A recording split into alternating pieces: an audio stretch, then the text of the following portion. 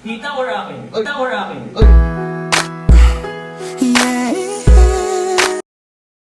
What's up guys? No, kakain na muna kami. Eto, may buti may natira pa.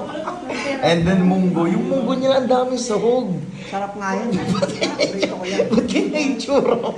Bakit naman? May maya ka nga. Bakit? Ikaw ba si Rapunzel? Maganda naman ako ah. So, ito yung chicken. Ano, Miss Ana? Okay ka lang? Okay lang. Oh, ba't ganyan kasi yung tsura mo? Bakit? Kakain ka eh. Bading nga yan. Ha? Bading. Bading. Sabi ka naman. Bading yan. Tawag dito, bading to. Tara, kain tayo. Ay. Kumain ha? Ay. Ikaw kumain? Ay. Wait lang. Ay. Ay. Ano gawin? Ano gawin? Ay. Ay. Oh, ano na? Ay. Ano oras mo? Ay. Wala Ano mo kain? Ay. Ay. Bro, wait lang. Ay. Wait lang, serve ko lang to. Ay. Hello. Delikado na naman ako. Bakit ba kinikilig na naman ako? Kain mo muna para may energy naman. Ito. Ay. Ay. Ito. Oh my God.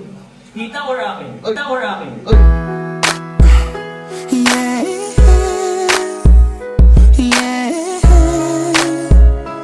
Gusto mo masabaw? Ano ba? Sabaw ba or ako yung gupin mo? Sabaw ba or ako yung gupin mo? Ay. Ay. Sabaw. Sabaw na lang. Tubig. Ano ba? Ah. Tubig or lamay ka? Ay. Ay. Ito na sila. Ano? Ay. Ay. Ano ba to? Ay. Huwag kayo ng ibang ano. Parang napaka-special naman. Bro, wait lang. Oh my God. Ay. Ay. Parang thank you. Anong magagawa? Laging natutulala. Ito si Nervan. Ano, parang may special ah. Baka iuwi mo pa yan. Yung water. Nagkamay niya yan. Ano? Ah, oh my God. Enak yan. Ito, grabe naman. Napaka-care naman sa'yo.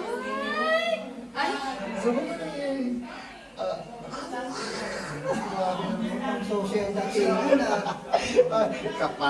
Paano yan? Wala ka. Ano gagawin natin? Ano lubot mo, Miss Ana?